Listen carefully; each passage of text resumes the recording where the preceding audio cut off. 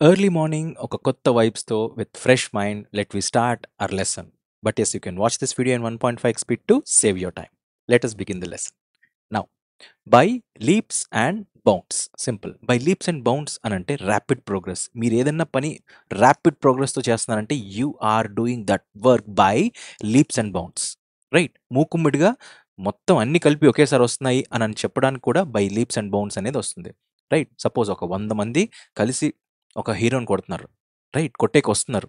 అప్పుడు this villains are coming by leaps and bounds అని అంటాం. రైట్ మూకుమ్మడిగా వస్తున్నారు కదా, లైక్ ఏదో పాత సినిమాలో వచ్చే కదా, స్టాలిన్ సినిమాలో హీరో ఒక్కడే ఉంటారు అండ్ 100 మంది కాదు షేర్ ఖాన్ నో. సో ముందలుగా వస్తున్నారు అని అంటే బై లీప్స్ అండ్ బౌండ్స్ వస్తున్నారు. అండ్ ఇంకొకటి వర్క్ రిలేటెడ్గా మెరుగిన ప్రోగ్రెస్ అనేది ర్యాపిడ్గా జరుగుతోంది అని అంటే then also by leaps and bounds అనే ఇడియం వాడతారు. ర్యాపిడ్గా మీ పని జరుగుతోంది అని చెప్పడానికి. Right. By the skin of one's teeth. Teeth and skin అనేవి ఎట్లుంటాయి, close to each other. So ఏదన్నా ఒక వాట్ ఇస్ దిస్ ప్రాబ్లం నుంచి మీరు తప్పించుకున్నారు అని అంటే నేరోగా త్రుటిలో తప్పించుకున్నారని చెప్పడానికే by the skin of one's teeth అంటాం. స్కిన్ టీత్ కొద్దిగా కన్ఫ్యూజ్ అయినా వాట్ ఇస్ దిస్, మన పళ్ళతో మనమే కొరికేస్తాం మన స్కిన్ని. అలా కొరకకుండా జస్ట్ మనం తప్పించుకుంటున్నాము అని అంటే with you are escaping by a very narrow margin. చాలా తక్కువ మార్జిన్తో మీరు బయటపడ్డారని చెప్పడానికే by the skin of one's teeth అంటాం. రైట్. త్రుటిలో తప్పింది అని చెప్పడానికే ఈ ఈడియం వాడతాం. By the skin of one's teeth అని అంటే త్రుటిలో తప్పింది అని చెప్పడానికే by the skin of one's teeth. మీరు వెళ్తూ ఉంటారు, ఎవరో ఒకరు మీరు వెళ్తూ ఉంటారు దారిలో, మీ ముందర ఇంకొకరు ఎవరో ఒకరు వెళ్తూ ఉంటారు. వాళ్ళకి కొద్దిగలో ఏదో కుక్క వచ్చి దొబ్బడమో, కుక్క సడన్గా రావడం, వాళ్ళు అట్లా వెళ్ళింటారు, వెంటనే కుక్క వచ్చి ఉంటుంది. హైవేలో మామూలుగా జరుగుతుంటాయి.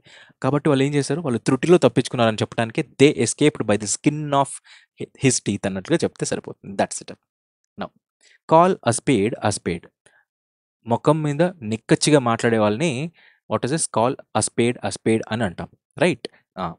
To speak bluntly or frankly even if it may sound unpleasant. Right. కొద్దిగా అన్ప్లెజెంట్గా అనిపించినా, కొద్దిగా ఎంత అన్ప్లెజెంట్ అనిపించినా కూడా నేను ఎట్లున్నది అట్లే చెప్తా. అదేమంటారు, మొహం మీద చెప్పేస్తా. కానీ ఒకటి సూటిగా ఉంటా, సుత్తి లేకుండా ఏదో అంటారు కదా, మొత్తానికైతే సూటిగా ఉండేదాన్ని, సూటిగా మాట్లాడే వాళ్ళని, సూటిగా మాట్లాడుతూ పని చేసే వాళ్ళని కాల్ అ స్పేడ్ అని వర్ణిస్తాం అనమాట. సూటిగా ఉన్నారని, స్పేడ్ని స్పేడ్గానే అంటున్నారు అనేసి. కాల్ అ స్పేడ్ అని అంటే సూటిగా మాట్లాడే వాళ్ళు అని. దో ఇట్ సౌండ్ అన్ప్లెజెంట్, సూటిగా చెప్పేస్తారు. వాళ్ళని కాల్ అ స్పేడ్ అంటాం. That's it. Call it a day అంటే ఒక పనిని ఏదైనా ఉంది కదా, ఆ పనిని స్టాప్ చేయడానికి ఆర్ స్టాప్ చేసే ముందు మీరు వాడే idiom call it a day. మామూలుగా మీరు బ్యాంక్లో ఉన్నా, లేకపోతే ఏదైనా ఆర్గనైజేషన్లో ఇప్పుడు చేరుతారు. చేరిన తర్వాత ఈవినింగ్ పని అయిపోతుంది. Sir let us call it a day అని అంటాం. కాల్ ఇట్ ఎ డే అని అంటే ఇంకా చాలు సార్, ఈ రోజుకి ఆపేద్దాం అనేసి. So stop doing work for that day అనేటప్పుడు మీరు యూజ్ చేసే idiom is this, call it a day. దీన్ని ఫిక్స్ చేసుకోండి, ఎందుకంటే మీరు డైలీ ఎక్కడన్నా ఇప్పుడు పని చేస్తున్నా you can tell it to your boss or to your colleagues, so that మీ ఇంగ్లీష్ కూడా ఇంప్రూవ్ అవుతుంది. Call it a day.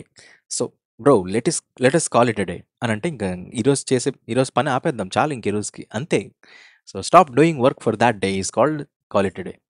Next carry the day అంటే ఆ రోజుకి మీరు సక్సెస్ఫుల్ అయ్యారనుకోండి, అప్పుడు యూ క్యారీడ్ దట్ డే, ఆ రోజుని మీరు క్యారీ చేశారని ఇడియం వాడతాం. Right. Carrying that day or carry the day అని అంటే to win or to be successful especially in a competition or an argument for that day. ఆ రోజుకి మీరు విన్ అయ్యారంటే ఆ రోజుని మీరు క్యారీ చేశారని. Carrying that day is becoming successful that day, అంతే. Catch a tartar. Seek out something or someone that turns out to be unexpectedly unpleasant. Catch a tartar అని అంటే సింపుల్. అగైన్ ఇక్కడ మీకు కూడా హోంవర్క్ ఇస్తున్నానండి. What is the meaning of this tartar? Tar. Okay, tartar. And రెండోది ఏంటి అని అంటే సీక్అవుట్ అనే ఇట్లాంటి ఫ్రేజల్ వర్బ్స్ కూడా మీరు నిజంగా కాన్సన్ట్రేట్ చేయాల్సిన టైం. సీక్అవుట్ అంటే ఏంటి, టార్టర్ అంటే ఏంటి, మీనింగ్స్ అనేటివి మీకు తెలిస్తే ఇవి క్లోజ్ టెస్ట్లో మీకు బాగా ఉపయోగపడతాయి. ఓకే. సో క్యాచ్ ఎ టార్టర్ అని అంటే సింపుల్, ఒక అన్ప్లెజెంట్ పర్సన్ని కానీ, ఒక అన్ప్లెజెంట్ సిచ్యువేషన్ని కానీ మీరు అన్ఎక్స్పెక్టెడ్గా ఎన్కౌంటర్ చేస్తే దెన్ వన్ ఈజ్ క్యాచింగ్ అ టార్టర్. తెలుసో తెలియకో ఒక అన్ప్లెజెంట్ పర్సన్ కానీ సిచ్యువేషన్ని కానీ మీరు అనుభూతిని చెందితే ఆర్ ఫీల్ అయితే ఆర్ ఎదురుపడితే then you are catching a tartar. మామూలుగా ప్రతి ఒక్కరి లైఫ్లో జరుగుతుంటాయి కదా సడన్గా ఏదో ఒకటి, వీడు ఎందుకు వచ్చాడు రా బాబు అని. అలా then you catch the tartar. Okay, suddenly something unexpected unpleasant జరిగితే, అన్ప్లెజెంట్. క్యాచ్ రెడ్ హ్యాండెడ్గా పట్టుకోవడం. మీరు సిఐడి చూస్తుంటారు కదా, ఏదో కుచ్తో గడబడ్ హెదయా. సో క్యాచింగ్ రెడ్ హ్యాండెడ్, ఎవరైతే తప్పు చేస్తూ ఉంటారో, తప్పు చేస్తూ ఉన్న ఆ టైంలోనే అతన్ని పట్టుకుంటే you caught him red handed. Right, to catch while doing something wrong or illegal. తప్పు చేస్తున్న వాడిని తప్పు చేసే టైంలోనే పట్టుకున్నారనుకోండి, అప్పుడు you caught him red handed. That's it. Chicken hearted అంటే ఎవరిని అంటాం? పిరికోడు. Timid or cowardly. ఎవరైతే పిరికోడ్ని ఏమంటారు? పిరికోడు అని చెప్పడానికి యూజ్ చేసే ఇడియమే chicken hearted. Right, timid or cowardly. పిరికోడ్నే చికెన్ హార్టెడ్ అని అంటాం. That's it. Child's play, something very easy to do. ఏ పని అయితే చాలా ఈజీయో దాన్నే చైల్డ్స్ ప్లే అంటారు. రైట్, పిల్లల ఆటలా ఉంది, ఇది ఒక పని, ఇది పిల్లల ఆటలా ఉంది అని అంటాము కదా. That is what child's play అని అంటే. It is the work that which is very easy to do. Easy గుంది అని చెప్పడానికే వర్క్ని that is like a child's play అని వర్ణిస్తారనమాట ఈడియమ్స్ అండ్ ఫ్రేజెస్లో. That's it.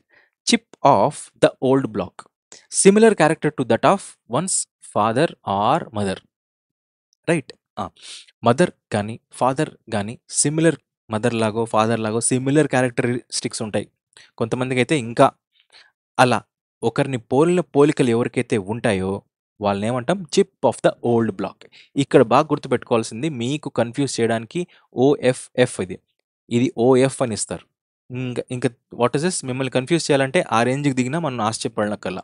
It is your concentration levels that which you have it and clarity over the subject that which prevails.